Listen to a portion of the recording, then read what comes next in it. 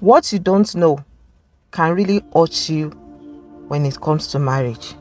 As much as you can't prevent life from getting in the way, but you can work towards making sure that your relationship is as strong as possible to withstand any obstacles or barriers that may come your way in marriage. So in this video, I'll be sharing with you questions to ask your partner before going into marriage. So before thinking of getting married at all, you need to ask your partner these questions. Number one, which should be the first thing you should talk about when you've seen that this guy, you are taking things to the next level, you want to spend the rest of your life together, your blood group and genotype. Don't go deep into a relationship before you know those things, because the deeper you go into the relationship, the more difficult it is to get out of it. And you start giving yourself consoling words. You will be your own motivational speaker, like our forefathers. They don't do all these things, and here we are today. You are so lucky. Don't go into that relationship because you love the person. You don't even love the person, because if you love the person, you should know what is best for you. So you need to love yourself first. If you love yourself, you will love that person. So you shouldn't force that marriage, you shouldn't force that relationship when you've checked your blood group and genotype and realize both of you are not compatible. From that side, don't check any other thing. Don't say we are sexually compatible, and go into the marriage and your blood group and genotype doesn't match. Please don't do it. Save yourself the stress and let those kids come into the world to enjoy. If you know what crisis means when it comes to that part, you wouldn't want to experience it. So let me move to the next one. Another question you should ask. Love can be blurry and love can be blind, right? That's what we always say. Ask your partner, do you want children? If you want children, how many? Are you open to adoption? And if you don't want kids, are you sure about your decision to take a permanent step for it not to happen? So your partner will not tell you he doesn't want kids. At the end of the day, you will hear that he gave someone pregnant somewhere. That you will both be on the same page, like we are not having kids. Not like one person will sneak to another state to go have kids. So those are the questions you should ask.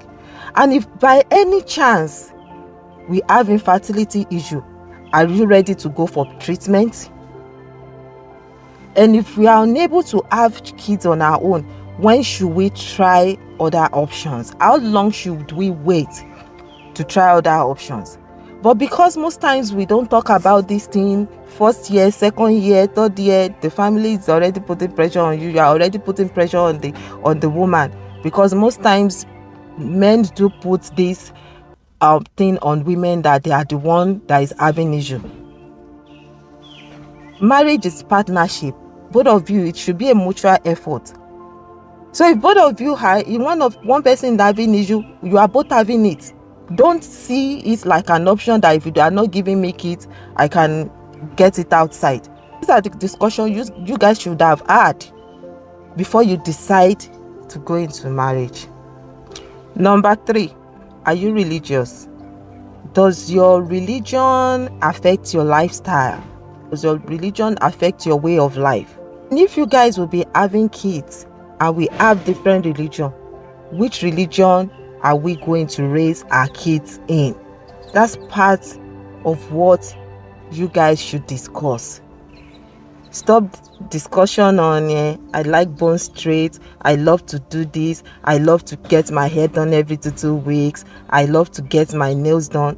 There are things more important than that in marriage. Because the guy is giving you everything now, because the lady is giving you everything now, doesn't mean that's how it will continue to be in marriage. Both of you will face life challenges.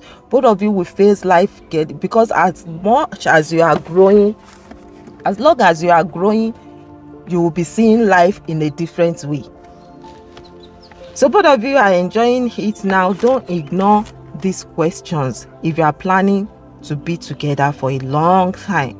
Number 4 question you should ask: how do you deal with in-laws? What are your plans in dealing with in-laws? Because you really need to set boundaries regarding in-laws when it comes to creating a new family. Some people are still so much attached to their family in a way that they still feel like they're still a kid, and they try to please all family members. Ask him question: do you prioritize our relationship?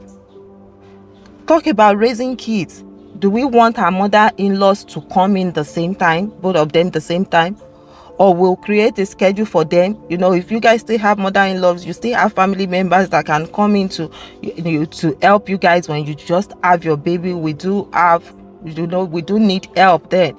So are you bringing in both parents, like both mothers, to help? Or you will need to set a schedule for them on when both of them can become, when one leaves, one should come. It shouldn't be when you guys are having a baby, like you already have a baby in your house. That is when you guys now start fighting. My mother is the one coming. No, my mother is the one coming. Do you know how much my mom has been waiting for her grandchildren? My mom too has been waiting for her grandchildren. You should have that discussion. Do we want both of them in at the same time, or we want them coming separately, or we want to hire someone to take care of our kid when they are still a baby? Number 5, let's talk about finances. Do you want to have a joint account, or we have a shared account, or you have individual accounts? Because are you guys going to be sharing bills? What will happen if one of you should lose his or her job? Those are the questions you should ask so that you can know what to plan ahead. That is when both of you will see that you are seeing future in each other. Another question you should ask your partner is: what should I do when you are stressed?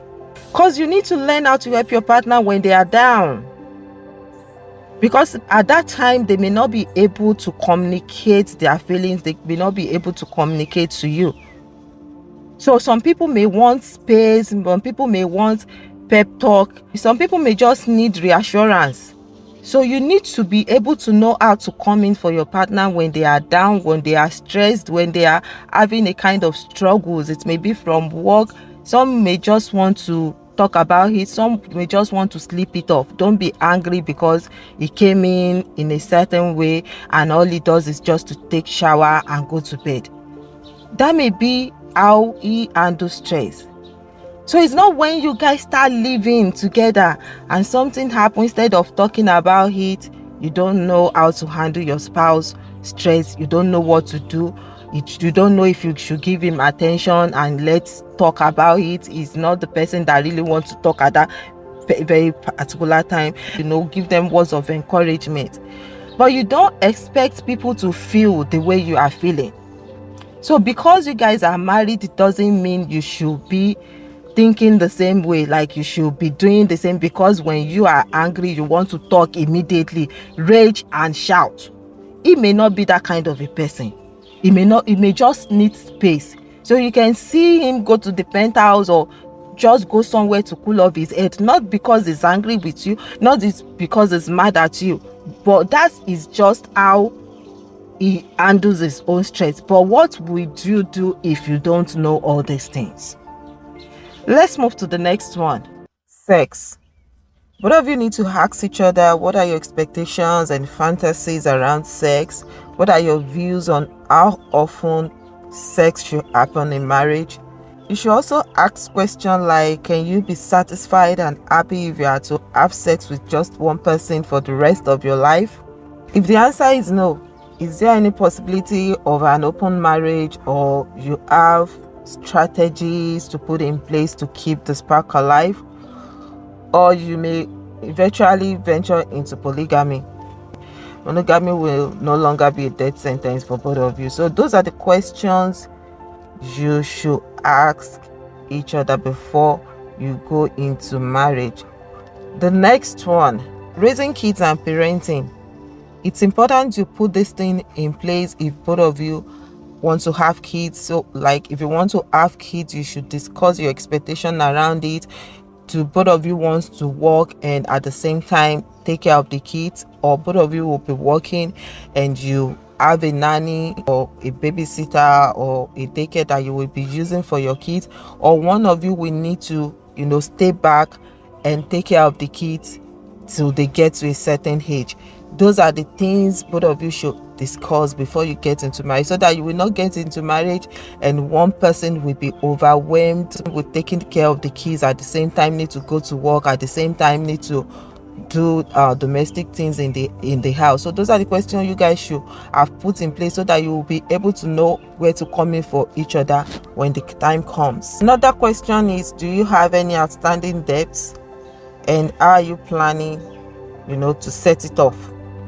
Because if one of you should go into debts before marriage, and when you get into marriage you are expecting both of you to be contributing, or you're expecting the man to be doing some things in the house, and because he or she have debts out there that you don't know about, person is paying off the debt and couldn't contribute into the family. So you really need to know, both of you need to come into that discussion. Like, if you have any debts out there, are you planning to set it off? How are you planning to pay it off before we get married, so that both of you will be on the same page? Whatever incomes are coming to marriage, by then you will know how to both manage it. One of the common issues with nowadays couples, I mean the millennial couples, is how to balance professional and domestic responsibilities. Because nowadays both men and women now go to work, not like back then when the woman needs to stay at home, cook, take care of the house, take care of the kids, and the husband needs to go hunting or farming. Nowadays both husband and wife, they both go to work. So how are you looking forward to balance your profession and domestic responsibilities? Do you see domestic responsibilities as a gender role? Are you flexible in managing the home, or you are rigid? So you should, so that both of you will know where to come in and balance it up for each other. Don't let your biological factor affect you into rushing into marriage. At the same time, don't let your financial factor affect you into feeling relaxed in marriage, because you've planned out, until I make 10 million I will not go into marriage, and you eventually make the 10 million. That was when you are ready to go into the marriage. Within a twinkle of an eye, that 10 million will be gone, because you have that plan when you were single, and you thought of things that may possibly go in for that money. So by the time you start having kids, you will know that money will never be enough. So don't let that thing make you feel relaxed, and don't let your biological factor, like I must get married at a certain age, anybody that comes to me, I must get married to this person. Don't let that rush you into marriage. With those questions I've mentioned, it will be easier to manage them when you work on them than not knowing at all. Thank you guys for watching. I hope you really enjoyed this video and you find it so helpful. Till I come your way next time, remain blessed, and don't forget to like, share, and follow me on YouTube, Instagram, TikTok, and on Facebook. Love you guys. Mwah.